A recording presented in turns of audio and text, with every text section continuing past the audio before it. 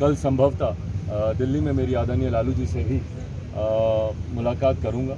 अब जब लालू जी ने जो बात कह दी उसके बाद तो हम कोई बात कह ही नहीं सकते। तो जाहिर से बात है, माने आगे एक प्लेटफॉर्म पर दिखेंगे दोनों। अब देखिए, अब हम पे बोल रहे हैं, हम तो कह रहे हैं कि जो लालू जी कह दिए, जब इच्छाएं जाहिर कर दिए तो उसके बाद मेरा कहने तो चिराग। नमस्कार, मेरा नाम आलोक है। आप लाइव स्ट्रीम देख रहे हैं। देखिए, नेता प्रतिपक्ष तेजस्वी यादव से मुलाकात करने के बाद चिराग पासवान और तेजस्वी यादव दोनों ही अपने आवास से बाहर निकले हैं और दोनों ही साथ साथ अब से कुछ देर पहले बाहर आए थे। दोनों ही साथ साथ बाहर आए थे और दोनों ने क्या कुछ कहा है, ये इस मुलाकात के क्या मायने हैं, इस पर क्या हम अंदाज़ा लगाएं। चिराग पासवान, तेजस्वी यादव जब दोनों ही मिलकर अपने आवास से बाहर निकले हैं, दोनों ही साथ में मीडिया से बातचीत किया। क्या कुछ वो कह रहे हैं, जरा सुनिए। सबसे पहले आज यहाँ आने का कारण मैं स्पष्ट रूप से आप सबके सामने रख दूं। आप सब जानते हैं कि मेरे नेता, मेरे पिताजी के स्वर्गवास को लगभग साल होने को आ रहा। 8 अक्टूबर को उनका निधन हुआ था और हम लोग यहाँ जो परंपरा है 11वें-12वें महीने में हम लोग बरखी करते हैं और बरखी का कार्यक्रम आगामी 12 तारीख को आयोजित हो रहा है। और उस सिलसिले में मेरे पिताजी की खूबसूरती उनके व्यवहार की ये थी कि सत्ता पक्ष के हों, विपक्ष के हों, सबके साथ उनके व्यक्तिगत संबंध बहुत खूबसूरत रहे। और यहाँ पर तेजस्वी भाई, इनके परिवार से एक लंबा रिश्ता रहा है। आदरणीय लालू जी से मेरे नेता, मेरे पिताजी के संबंध बहुत ही खूबसूरत, एक साथी के तौर पर, एक सहयोगी के तौर पर, समकक्ष काम करने वाले सहयोगी के तौर पर एक लंबे समय से पारिवारिक संबंध रहे हैं। इस नाते मुझे लगता है मेरे नेता अगर आज जीवित होते तो कोई भी ऐसा आयोजन होता तो ज़रूर चाहते कि आदरणीय लालू जी, उनके परिवार के लोग उसमें ज़रूर सम्मिलित हों। उन्हीं का अंश हूँ, इसीलिए मैं भी उस परंपरा को निभाना चाहता हूँ। और आज तेजस्वी भाई से मुलाकात का कारण भी यही रहा कि मैं आया हूँ इनको आमंत्रित करने की कि 12 तारीख को जो बरखी का कार्यक्रम रखा गया है उसमें ये आएँ। कल संभवतः दिल्ली में मेरी आदरणीय लालू जी से भी मुलाकात करूँगा। और जैसा मैंने कहा कि इसका एकमात्र लक्ष्य यही है कि जितने भी लोग जिन्होंने मेरे नेता के साथ कार्य किया है वो सब इस कार्यक्रम में श्रद्धांजलि उनको देने ज़रूर है। क्या नीतीश कुमार से भी आपकी मुलाकात होने वाली है? क्या उनको भी आप इन्विटेशन देंगे? भाई, मैंने समय तो लिखवाया हुआ है पर मुख्यमंत्री जी से मिलना इतना सहज हो नहीं पाता है। समस्या मेरे साथ यही आती है, मुझे तो खास तौर पर जल्दी वो समय देते नहीं है मुलाकात करने का, पर लिखवाया मैंने ज़रूर है। उम्मीद करता हूँ कि कार्यक्रम से पहले ज़रूर वो मुझे समय देंगे मुलाकात करने। बुलाएंगे तो जाएंगे जरूर। चिराग जी बुलाएंगे। सबसे पहले सदानंद सिंह जी का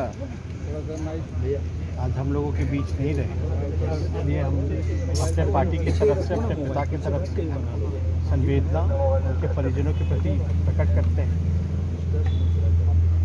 सदानंद सिंह बाबू जी का हम लोगों का काफ़ी पुराना रिश्ता रहा है। हम तो बचपन से देखते रहे हैं। हम लोगों की जब सरकार की तभी स्पीकर वो रहे, कभी साथ में काम करने का भी मौका मिला। तो उनके हमारे बीच नहीं रहने से कांग्रेस पार्टी को तो क्षति हुई और हम लोगों को भी निजी रूप से इस खबर सुन करके मर्माहत हुई। और जैसा आप जान रहे हैं कि हम सब लोगों के अभिभावक, हम लोगों के नेता रहे हैं रामविलास पासवान और उनकी पहली बरखी है, तो इस अवसर पर चिराग पासवान जी मिलने हम लोगों से आए और एक पुराना रिश्ता रहा जिसका जिक्र इन्होंने किया ही है। तो हम लोग तो घर के लोग और आज उनको कितना भी याद किया जाए पासवान जी को, क्योंकि हम जब पहली राजनीति में हम लोग आए थे, 2010 का चुनाव था, तो साथ में ही हम लोगों ने काफ़ी जो है कैंपेन, उनसे सीखने का काफ़ी हम लोगों को मौका मिला। तो जाहिर सी बात है कि बरखी जो है मनाई जाएगी। इस अवसर पर जो है नेता हम लोगों को देने आए हैं चिराग जी, और जैसे इन्होंने बताया कि राष्ट्रीय अध्यक्ष जी लालू जी से भी इनकी मुलाकात होगी। अब लालू जी के सेहत में भी सुधार हो रहा है और सेहत ठीक रहा तो वो भी बरखी में जो है सम्मिलित होंगे, क्योंकि उस दौरान शामिल नहीं हो पाए क्योंकि आप लोग सब लोग जाने थे, लालू जी जेल में भी थे, तबीयत भी ठीक नहीं थी। लेकिन काफ़ी खबर सुन करके उस समय से और महात रहे, पुराने साथी रहे लोग, काम किए हुए। तो आज इस अवसर पर हम लोग जो है मिले हैं और बाकी आप लोग का जो सवाल है तो वो तो रहता ही है, लेकिन ऐसे अवसर पर अगर कोई समय मांगता है, समय मिलना चाहिए, कोई इसमें हानि वाली बात नहीं। लालू जी ने कहा था कुछ दिन पहले कि वो उनकी इच्छा है अब बिहार में नए राजनीतिक समीकरण भी देखने को मिल सकते हैं क्या? आपने भी कहा था कि डिसाइड तो चिराग पासवान को करना है। आगे चिराग और तेजस्वी एक साथ दिखेंगे। अरे भाई, हम तो जो कहना था वो तो हम लोगों ने कह दिया। अब जब लालू जी ने जो बात कह दी उसके बाद तो हम कोई बात कह ही नहीं सकते। तो जाहिर से बात है। माने आगे एक प्लेटफॉर्म पर दिखेंगे दोनों। अब देखिए, अब हम पे बोल रहे हैं, हम तो कह रहे हैं कि जो लालू जी कह दिए, जब इच्छाएं जाहिर कर दिए तो उसके बाद मेरा कहने तो चिराग क्या आप तेजस्वी मैं जी एक के बात स्पष्ट कर दूं, आज जो मुलाकात हुई है इसके राजनीतिक मायने नहीं निकाले जाने चाहिए। ये मैं आप लोगों से आग्रह करता हूं। जैसा इन्होंने भी कहा, आज एक व्यक्तिगत तौर पर एक पारिवारिक कार्यक्रम, उसके लिए मैं इनको आमंत्रित करने आया हूं।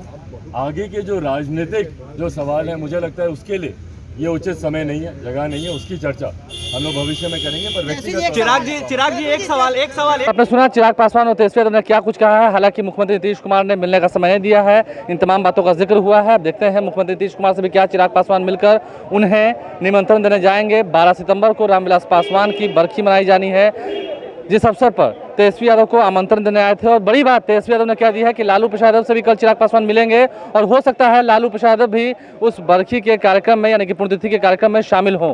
कयास लगाए जा रहे हैं बिहार का सियासी समीकरण जो है क्या बदलेगा आने वाले समय में। हमारे चैनल को सब्सक्राइब कर लें, साथ साथ फेसबुक पेज भी लाइक करें। धन्यवाद।